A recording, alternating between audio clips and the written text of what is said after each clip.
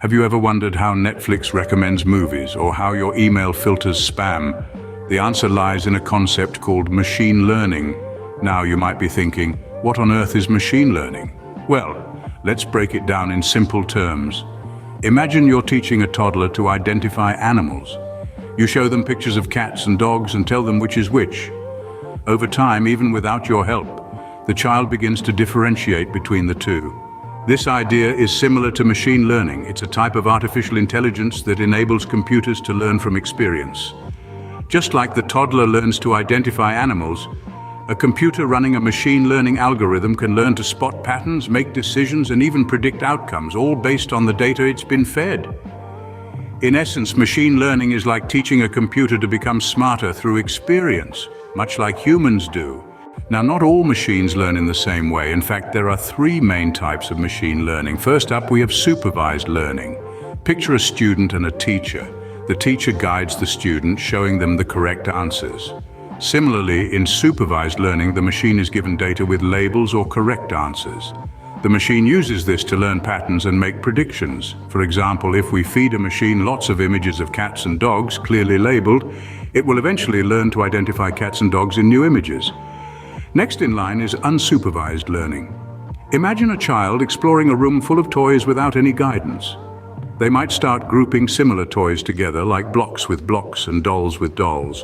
That's pretty much what unsupervised learning is. The machine is given data without any labels or answers. It's up to the machine to find patterns and group similar data together. For instance, if we give a machine a bunch of news articles, it might group them together based on topics like sports, politics, or entertainment. Lastly, we have reinforcement learning. Think of it like training a pet. You reward them when they do something right and ignore or correct them when they do something wrong. Similarly, in reinforcement learning, the machine learns through trial and error.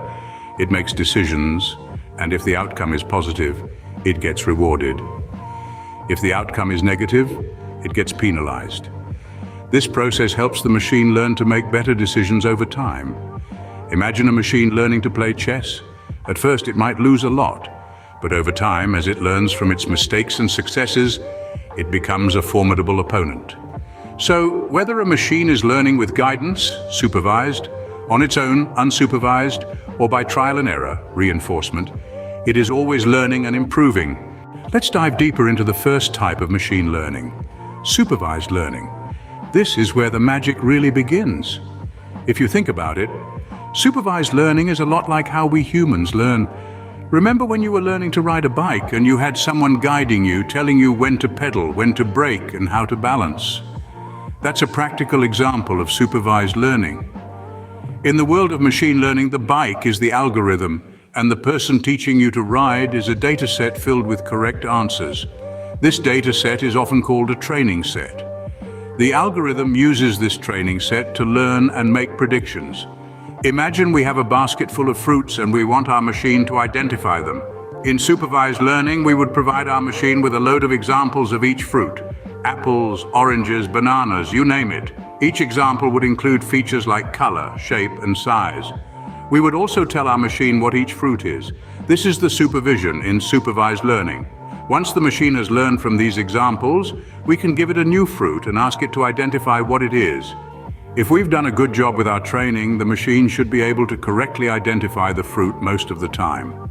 There are two main types of supervised learning: classification and regression. Classification is about predicting a label, like whether an email is spam or not spam. Regression, on the other hand, is about predicting a quantity, like the price of a house based on its features. Now, supervised learning isn't perfect. It requires a lot of correctly labeled data. And sometimes real-world data is messy and complex. But when it works, it's a powerful tool that can help us make predictions and understand patterns in a way that would be impossible for a human alone. In other words, supervised learning is like a student learning from a teacher. The machine learns from data that we provide. Now, what if the machine has to learn on its own? That's where unsupervised learning comes in. Imagine a toddler exploring a room full of toys for the first time. There's no one to tell them which toy is a car, which one is a doll, or even what to do with them. But as they play, they start to recognize patterns and group similar toys together. This is essentially how unsupervised learning works. In this type of machine learning, the machine is given a bunch of data and it's up to the machine to find any interesting patterns or relationships within the data. It's like giving someone a jigsaw puzzle without showing them the picture on the box.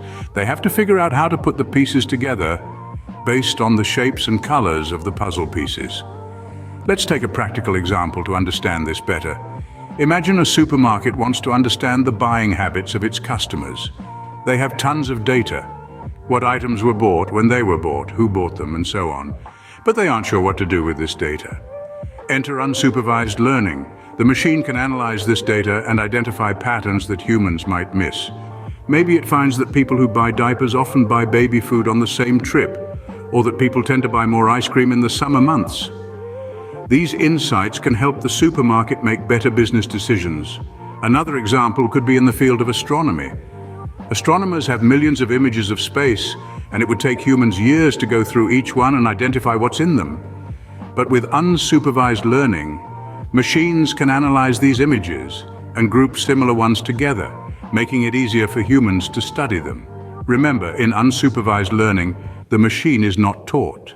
It learns on its own by recognizing patterns and relationships in the data. It's a bit like an explorer, venturing into the unknown and making discoveries along the way. Unsupervised learning is like a detective solving a mystery. The machine uncovers patterns and relationships in data all on its own. And just like a detective, the machine's findings can lead to fascinating insights and solutions to problems we didn't even know we had.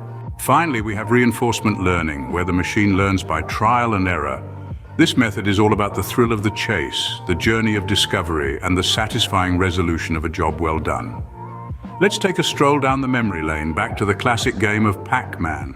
Imagine the machine playing Pac-Man, gobbling up those little white dots. Every dot it eats, it gets a point. That's a reward. But if it gets caught by a ghost, it loses a life. That's a penalty. The machine tries different moves, learns from its mistakes, and eventually figures out the optimal path to avoid ghosts and maximize points. That, my friends, is reinforcement learning in action. It's like the machine is exploring a maze. It might take a few wrong turns and hit some dead ends, but with each mistake, it learns. It begins to understand which paths are safe and which ones aren't. It learns to make the right decisions, not because it was programmed to do so, but because it learned from its experiences. In reinforcement learning, the machine isn't spoon-fed information. Instead, it's given the freedom to experiment, to try, to fail, and to succeed. It's a process of learning by doing, and it's incredibly powerful. To put it simply, the machine is like a child learning to walk. At first, the child stumbles and falls, but with each fall, it learns how to balance, how to move its legs, and eventually it starts to walk. The child learns by trying different things, by experimenting, and by learning from its mistakes. It's also similar to training a pet. When you're training a dog, for instance, you reward the dog when it does something right, and you might scold it when it does something wrong. Over time, the dog learns what behaviors are acceptable and what behaviors aren't. In the same way, a machine learns to make decisions in reinforcement learning. It learns what actions lead to rewards and what actions lead to penalties.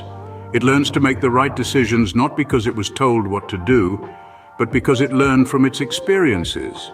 Think of reinforcement learning as training a pet.